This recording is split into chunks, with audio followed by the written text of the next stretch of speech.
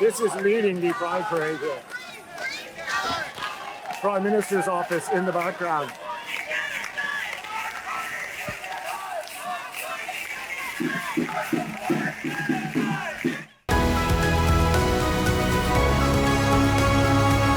Wow, I don't know if it was clear to you, but let me clarify. What you were seeing there is the Gay Pride Parade in Ottawa, which is as sacred to that city's politics as, I don't know, I suppose the Santa Claus Parade in New York City or Columbus Day. But there is a more powerful force than the LGBTQ2SL plus lobby these days, and it's the Palestinian lobby. What you saw there was the blockading and the cancellation of the Pride Parade by the Palestinian activist. The man who shot that footage and who was there to witness it all is our guest today. His name is Chris Dacey. He is a citizen journalist in the true sense of the word and a member of the Independent Press Gallery. Chris, great to see you. Thanks for taking some time to tell us what happened yesterday. Yeah, good to see you again, and thanks for having me on. So we didn't see the whole thing. I didn't want to play your whole clip, but I really recommend people follow you on Twitter. Tell me what happened, because listen, gay pride parades are sometimes noisy and there's lots of whistles and maybe it's a kind of controlled chaos. But what we saw there was the beginning of a blockade. Is that correct?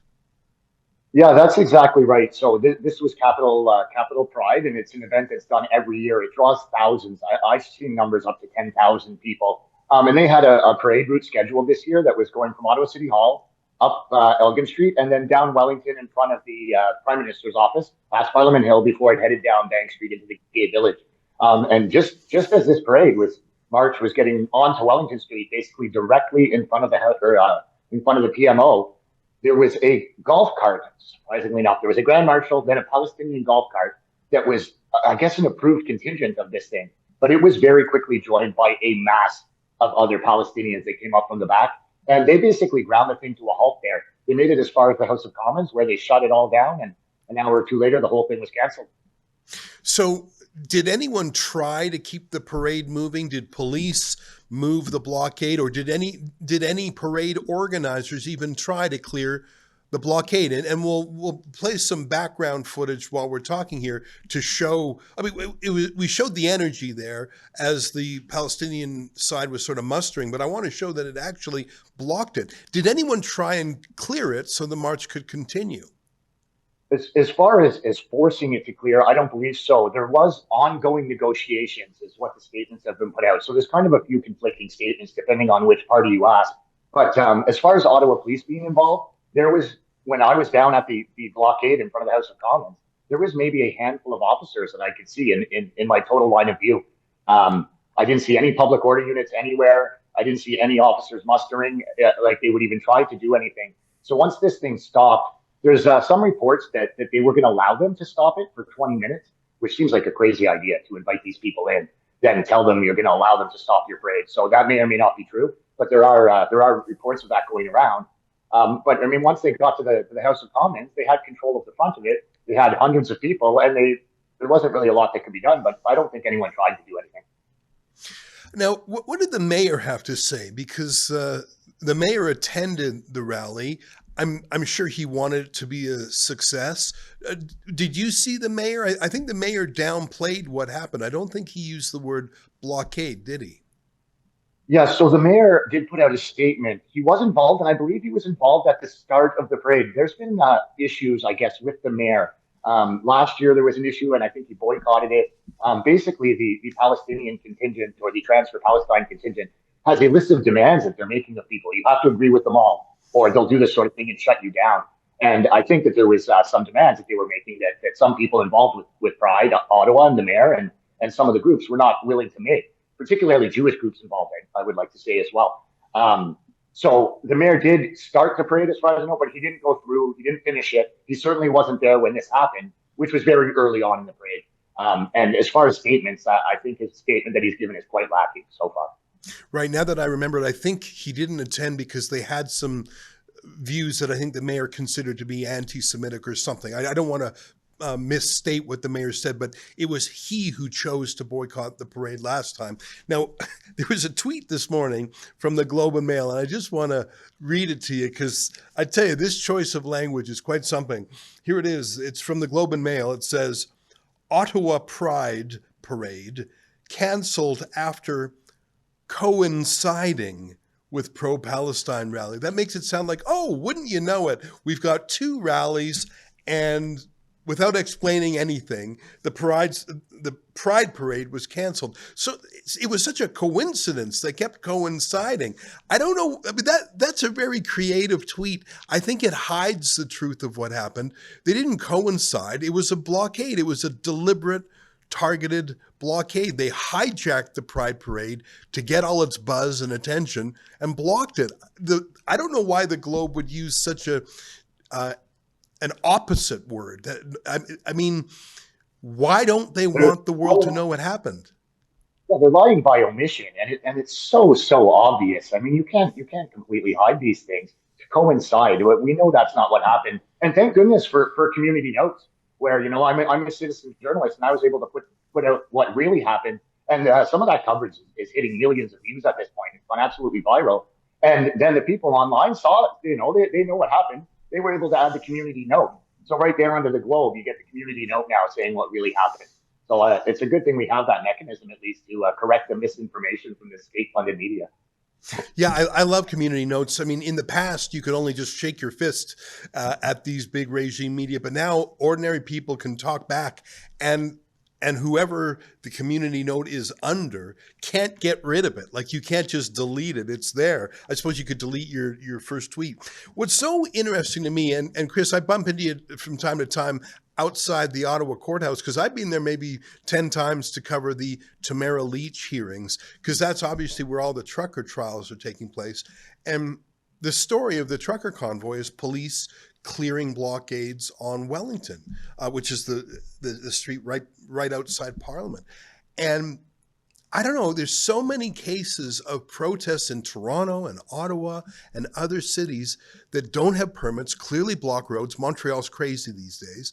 And I keep thinking that if they weren't wearing keffiyehs and flying Palestine flags, if they were wearing trucker hats and saying honk honk, like, that's really the only, I can't think of any reason why the truckers were arrested and called illegal and called an insurrection, but Palestinians flying foreign flags and sometimes saying things that are quite violent in the language. Like, it's such a double standard to me. It's like every police force in the country has been told, check the politics of who's protesting before deciding how to respond. Yeah, this is very much the case. And I've been trying to highlight the kind of two-tier standard I keep approaching it as, but now this weekend it's really showed that it's more than two-tier, it's multi-tier. Yeah. So the top tier, I guess, is Palestinian or Islamists. Then you have the LGBTQ crowd. They're normally allowed to go out and do whatever they want as well. But in this case, you saw where it slots in. And then you can start, inserting different special interest groups there. And then, you get into, white people, me at the bottom, basically. But a Christian male or a Jewish person, you can put in all these different groups, right? And they all seem to slot in. It's really interesting to watch the approach and to see it unfold in real time, where you can clearly see that this group has been given ultimate leeway to do whatever they want. I was actually down by the PMO earlier today and filming a little video, and I was just thinking to myself about Tamara and Chris. Tamara's been convicted of, I believe it's 1 count of mischief. And in this blockade yesterday, there was at least 3 different people who identified themselves as leaders. There was the Asian gentleman we saw on the megaphone in the video you played. He, you might recognize him. He was involved in the flotillas for Gaza, so with Greta Thunberg. So he kind of reached internet fame a little bit that way. There was also a person speaking directly in front of the House of Commons, putting themselves out as a leader when it was shut down completely, who it turns out is a member of the public service and works for Library and Archives Canada. And then there was another woman who came out and was negotiating this blockade on behalf of them. So, I mean, there's 3 identifiable people who shut down the streets, who caused a giant blockade that stopped a permitted march with thousands of people. I think that would be impeding their ability to enjoy the public. I mean, you're a lawyer, I think, not me, but it seems to me that many of these things would qualify as mischief. We don't see the same approach. We don't see arrests. We don't see anyone calling for arrests. So, I mean, the multi-tiered approach is just completely in your face here. Yeah. You know, in just the last couple of weeks, there's an American pastor who's sort of very charismatic and sings and has outdoor prayer meetings. And it's very American, the style, like the confident, charismatic Christianity. And it's very popular. And he's completely harmless. His name is Chris Dacey, if I'm saying his last name right. And he has been banned from city after city, from public parks, not even public streets, like literally a booking in a park. He follows the rules, fills out the forms, and he's been driven out of the public square and fined. In fact, we're crowdfunding his legal defense in Montreal. He was in a church. The church was fined $2,500 just for letting him play there. And my worry here, Chris, is that this erodes trust in police. I grew up looking up to police, thinking, hey, they're the good guys. If I'm in trouble, they can help. They're sort of above the fray. But I have to say, these days, when I look at police, half the time I wonder, well, are they on some political mission or not? And I really think it brings the administration of justice into disrepute. I don't know. I mean, like you say, it's like they check. It's like a paint swatch. They check your race, check your religion before they apply the law. And I don't know if policing can survive that. Policing needs the consent of the people. And I mean, just like in the past, I suppose visible minorities didn't trust the police. Now, I think conservatives and maybe Christians, they have cause to doubt if the police are going to be fair. I know that's a terrible thing to say, but what else can you say when you witness the same thing 100 times over? And I can't really blame the people that think like that. I did go see Sean Hoyt when he came to Ottawa. They call him a threat to public safety. Christian worshipers are a threat to public safety. I had to travel 40 minutes out of town into a farmer's field to go worship and watch worship. And he's certainly not a threat to public safety. But this is just the way things are. I'm similar to yourself, where I grew up with a healthy respect and for law enforcement. I have friends in law enforcement, military. I still do know people in law enforcement.